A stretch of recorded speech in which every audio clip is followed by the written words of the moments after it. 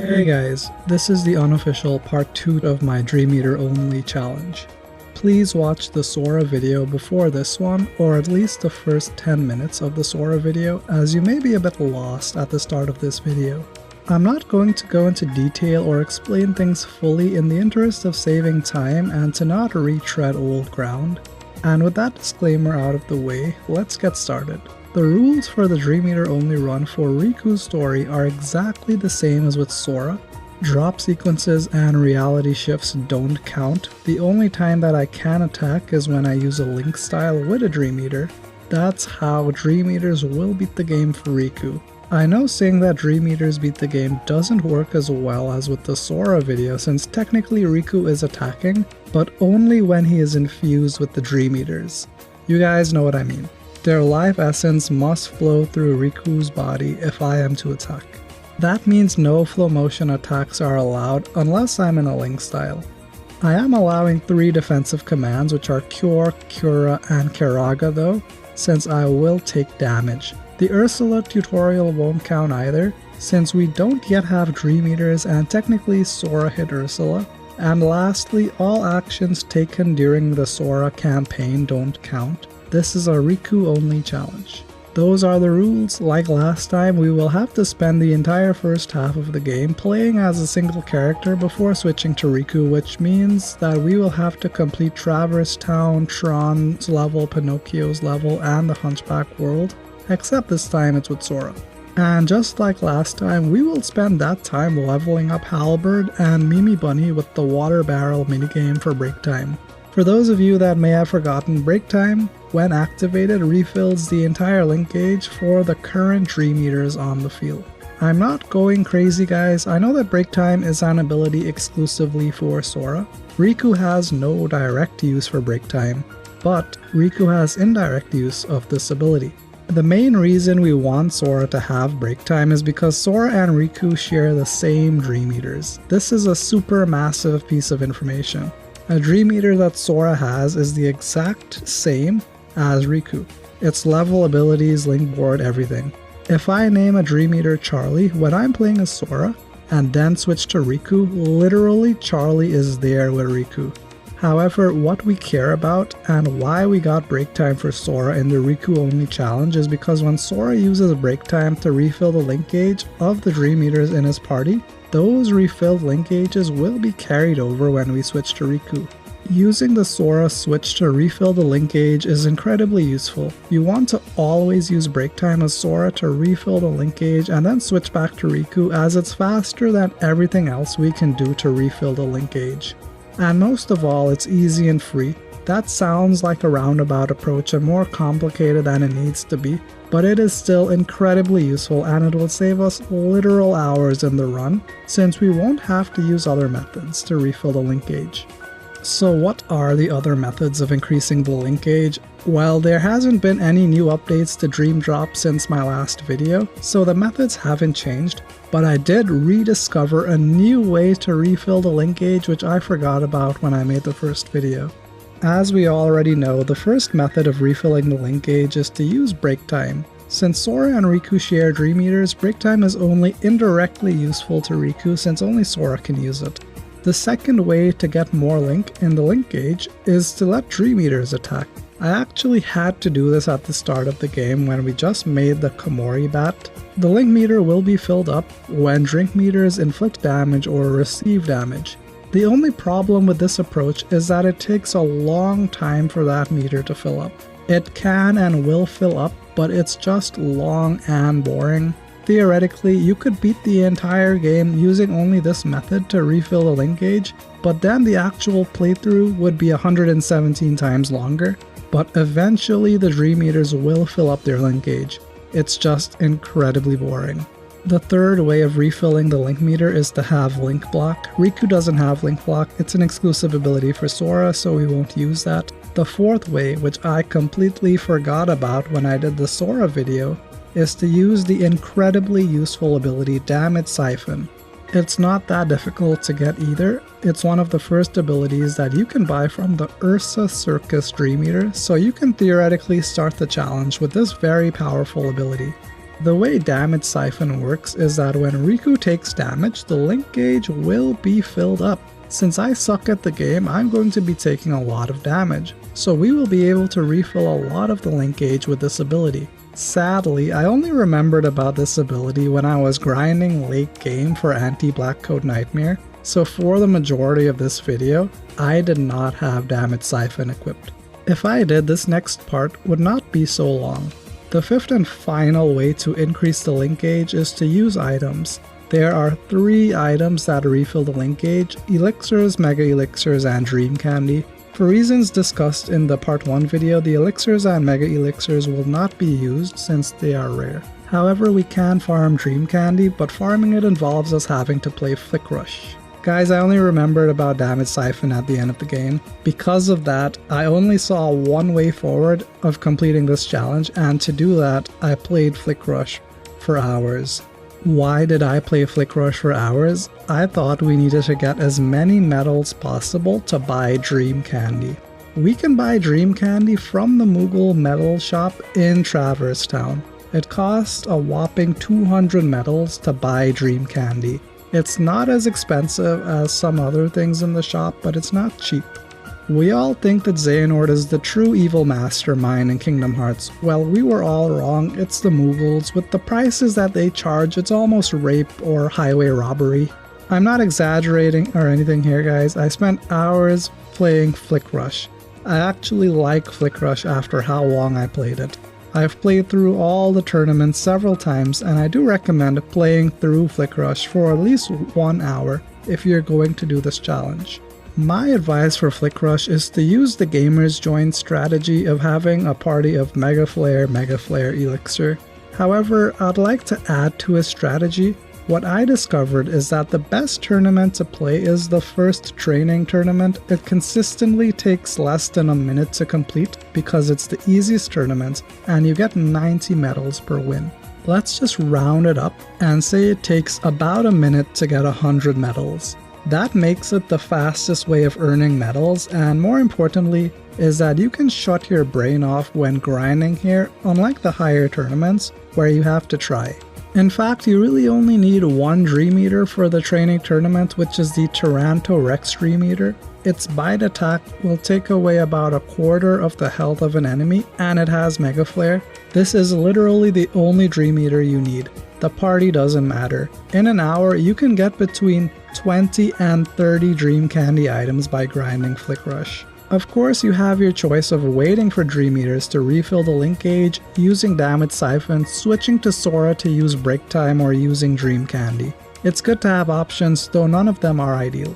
And before we start the run, the party that I used consisted of the Sarah, Terra, Ghostabaki, and Ryu Dragon Dream Eaters. And this isn't the Holy Grail, this is just the party that I tried to use for most of the game. I say try because later I would swap these Dream Eaters, so it doesn't really have to be these Dream Eaters specifically, or even their type. It can be something completely different. For all I know, Wave Surfer might be the best Link style for young Xehanort. These are just the Dream Eaters that I use, so please don't be hard on me if I use the wrong Link style. First off is Sarah Terra, which is a physical type, which gives us the Shining Hammer style, which is useful for common ground enemies.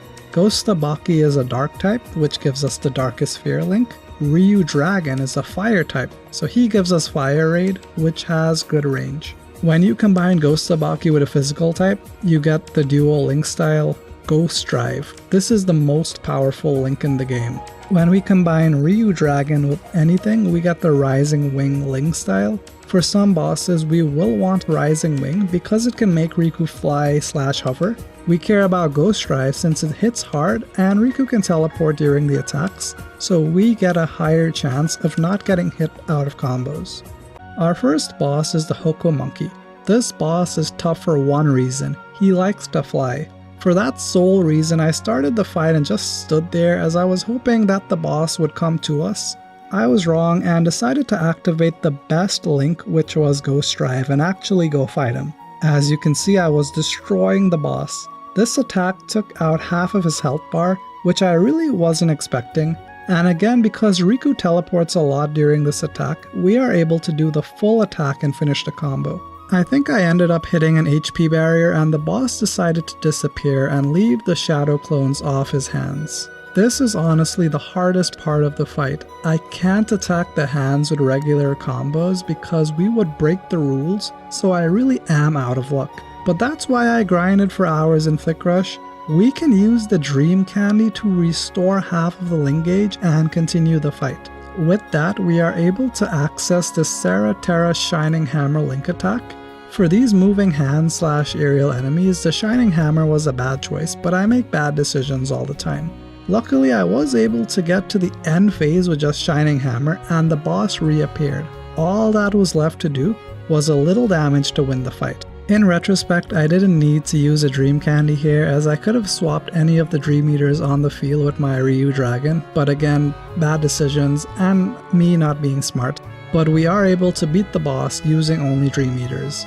Next up is the Wargoyle boss, and I do not understand why so many of Riku's bosses like to fly or be in the air. This is one of those fights where I recommend having Rising Wing, because we are going to need the height. In retrospect, I think that Ghost Drive may have also worked fine here, but I chose to use Rising Wing because it makes Riku fly and this boss is flying. Rising Wing makes it so that we will always be on the same level of Wargoyle. At least that was the plan. I didn't do that much damage to him. I hope you guys noticed that when I get out of Rising Wing, my Dream Eaters fell to the ground. I was very shocked by this. Did you guys know this happened? Then I decided to look down and there they were, just chilling doing nothing on the ground. This fight just went from a 3-on-1 to a 1-on-1. I felt the pressure, so I decided to use the Dream Candy to get back full link meter. Of course, given the damage output of Rising Wing, I was not using that again. I decided to use Flame Raid and it's so good. It was able to take off more health than Wargoyle, but that wasn't enough.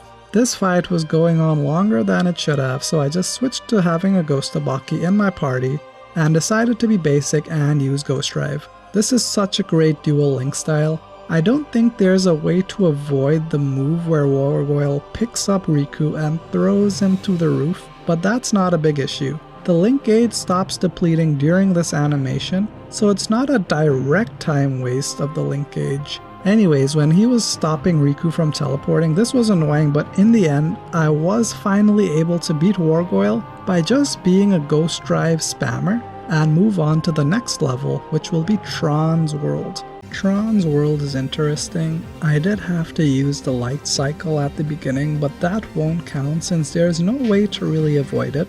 For the Comantus fight, I decided to use single link styles because Comantus has a few HP barriers where we have to use reality shifts, and I didn't want to take the chance of running out of the link gauge and having to use Dream Candy.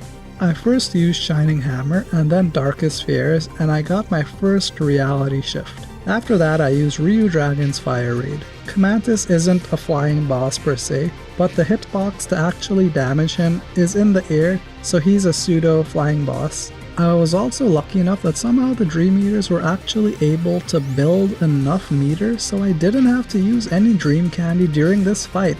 Like right here, you can see Serra Terra getting his link gauge to max, which I was happy about.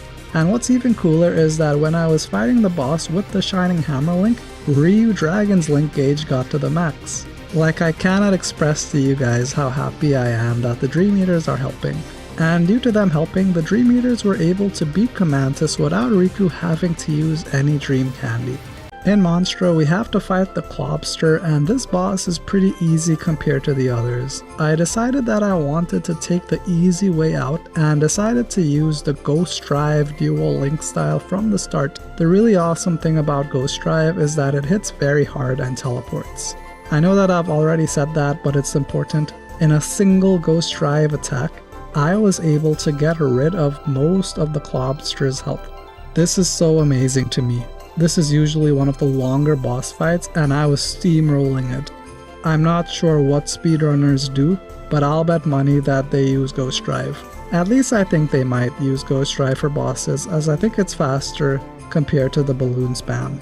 Unfortunately, like my dad staying with me and my mom, it didn't last long. Ghost Drive was soon depleted and the boss was alive. I tried to use Fire Raid, but like you guys could expect, the boss ran away from me. Surprisingly, he didn't go on the ceiling and stay there, which I found to be interesting. Anyways, I wasted my Fire Raid because I was never able to hit the boss. Because of this, I used 2 Dream Candies to re-enter Ghost Drive and beat the boss. This was the fastest boss in the game for me, guys. I was really happy about how this fight turned out, and now we are done with the first half of the game. After Monstro and Riku's misadventures in Traverse Town, I decided to go to the Spelican level to fight the devil and get the keyblade that we will use for the rest of the game. And our last Disney World will be the Country of Musketeers. First of all, I feel really bad about wailing on the Beagle Boys. Like, I knew he was hiding there and I was just getting myself ready to fight him. I don't think it matters what link style you are using since you have the keyblade from Symphony of Sorcery, so you'll do a bit more damage, but Fire Raid should be enough to win. Since they are almost like a regular enemy encounters, you can literally just drop the Sora, break time to refill the link gauge, and then start the fight with the Beagle Boys. Next up is the Holy Guacamole, and fighting him is actually quite easy. He's one of the aerial bosses in the game for Riku that I was talking about near the start of the video. Because of this, I recommend using the Rising Wing link style. I guess that I grinded enough in Symphony of Sorcery and the Keyblade was doing its job because I was doing a lot of damage to Holy Guacamole compared to when I was using Rising Wing against Orgwhale. Looking back at my footage, I probably should have used a Dream Candy to prolong the Rising Wing link style and finish the fight, but I like pain so I didn't. What I am doing here is killing time and letting my Dream Eaters refill their own link meters. That is the main strategy when Holy Moly decides to hide. I was also trying to avoid using any Dream Candy as I didn't want to play Flick Rush. Eventually my Taranto Rex Dream Eater did end up finding Holy Moly, and when I ran up to him, I wasn't sure what to do. I was expecting the boss to retreat into the ground, but I decided to seize the day since I was in France and attack the boss. I used the Seraterra Dream Eater, and as soon as I used it, Holy Moly made a hasty retreat because of course he did. I was a bit scared because this meant that I would have to use a Dream Candy as he could have gone anywhere, but I got lucky. The boss decided to reappear behind me and I was able to do a few hits to win.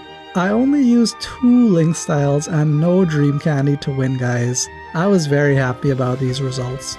Now we can finally travel to the world that never was, and guys, as I've been playing, I've been attacking all the objects and common enemies only with link styles. All common enemies up to this point in the game were pretty normal and not noteworthy. Well, something interesting happened. I'm not sure if to play the full clip because it's a minute long, but I think this is so funny. It's one of the few glitches in the game that I know of. I actually don't know if this is a glitch, but I think it's a glitch.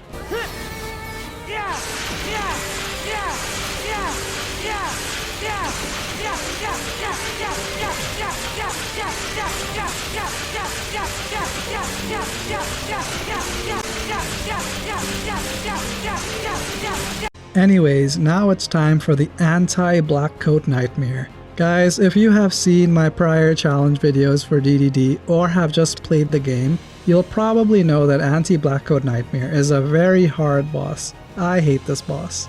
He is super unfair as he basically sucks away your health. You guys are going to be mad at me.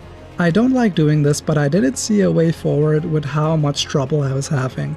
What that means is that I literally spent over 6 hours leveling up in the world that never was. This is not an exaggeration. Anti-Black Coat Nightmare is hard, and I've spent hours attempting to beat this boss before. With my past frustration and knowing that this fight will be terrible, I decided leveling up was a better use of my time. I know that I took the cheap way out and I took the challenge out of the challenge video, but when I did fight this boss, I was not even close to winning.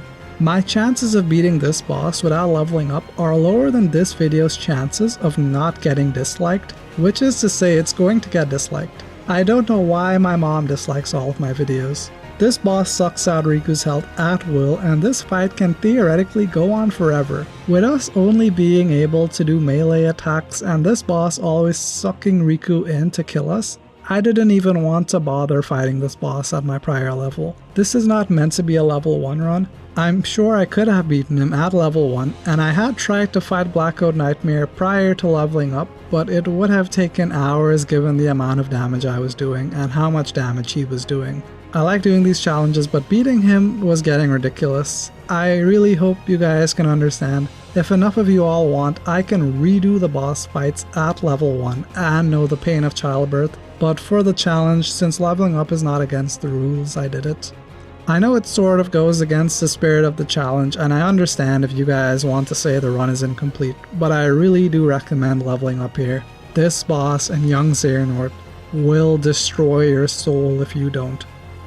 However, leveling up will not help us with Ansem 1. The main reason that it doesn't help us with Ansem is because we can't use Dream Eaters. If we can't use Dream Eaters, we can't enter Link Styles, and if we can't enter Link Styles, the challenge is officially failed since we can't damage him. I don't know if I want to count this as a challenge failed, because the game literally takes away our ability to use Link Styles. And it's not that I don't have enough Link Gauge or anything like that. Here I am eating Dream Candy, and as you guys can see, the Link Gauge does not say Link like it usually does. We can literally see our Dream Eater's health bar too, but the game wants this part to be a one-on-one. Anyways, we are not able to use Link Styles during this fight, so the challenge is potentially failed. We must attack Ansem normally, but once we do use the reality shift on Ansem, we will then be able to beat him using only Link Styles. I'm not sure if to count this. And finally, we have to fight young Xehanort. Guys, if you do this challenge, I implore all of you to level up for young Xehanort. The main reason being that you may actually run out of items during this fight if you don't level up. With enough willpower, you can kill anti-Black Coat, but I don't think willpower will help with this fight. Young Xehanort only takes damage because he wants to, not because Riku is skilled enough with the keyblade. On one of my attempts at fighting this boss, I actually failed the fight and wasn't fast enough, so the fight got reset. I don't think I took too long, but I didn't really care for this BS since I had a bunch of Dream Candy and I could do massive damage. As for when we have to attack the boss, I suggest Fire Raid or Ghost Drive. I really like Fire Raid, and honestly guys, I think that I leveled up for this fight a bit much, but I'd rather have this than hours worth of unfair BS. I truly believe that you need to be overleveled for this fight, especially for this challenge. You need to do massive amounts of damage as you don't have a lot of time to do said damage, and time is both restricted to Riku's Link Gauge as well as young Xehanort's clock reset. However, in time, pun intended, we will be able to beat Xehanort. And after beating young Xehanort, we really only have to fight Ventus. If you can beat young Xehanort, Ventus should cause you no trouble. Of course, I had to end it with Ghost Drive. Something I never noticed in my playthrough of this game is that Riku actually enters a Link style to beat Ventus. If you look at my Link Gauge, you'll notice that it's near empty when Ventus is targeting me. I am not pressing any buttons at the moment either, but literally as Riku jumps in the air, he does the same animation for when he enters a Link style. The Link meters are completely refilled as well and depletes with time. I'm glad I did this challenge as I never noticed that. And all that's left to do is spam the attack button and we will complete the challenge. And now we can finally answer the question, can Dream Eaters beat Riku's story in Kingdom Hearts Dream Drop Distance? I believe that the answer to that question is yes. The only time that we have failed a challenge is when we fought Ansem. The game has Dream Eaters on our screen, but we literally cannot activate any of our Link styles. Honestly, I'm very upset about that as we are so close to finishing the challenge as it is literally just the Ansem boss fight that can potentially stop us from saying it is 100% possible with no caveats. I'm going to say that we passed the challenge because we were able to use Dream Eater Link styles for the entire game to attack when possible.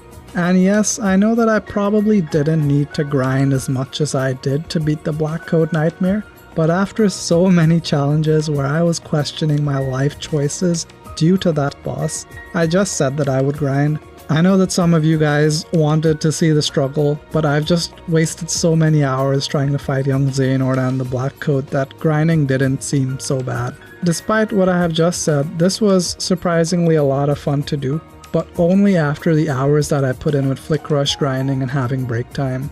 Something just feels right when you only use Dream Eaters to fight in this game. This is a challenge that I can recommend doing if you want to play Dream Drop in a different way.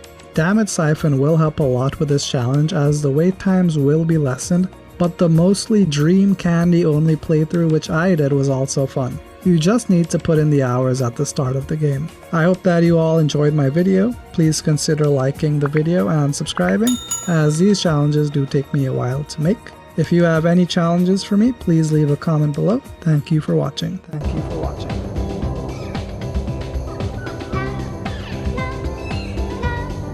Right.